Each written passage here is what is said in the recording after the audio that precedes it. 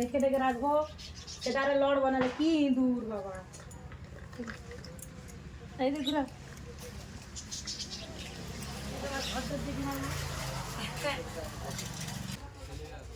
তো আমরা বেরিয়ে পড়েছি, যাব তো কোথায় যাব তোমাদেরকে তো জানানো হয়নি।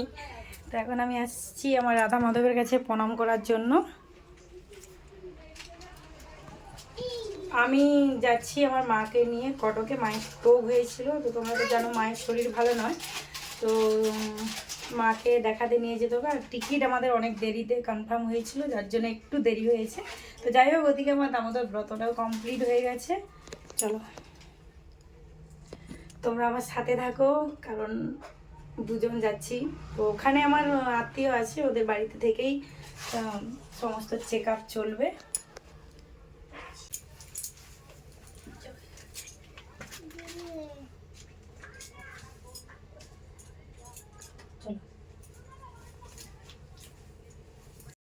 আমাদের টোটো এসে গেছে, আর সাবধানে উঠো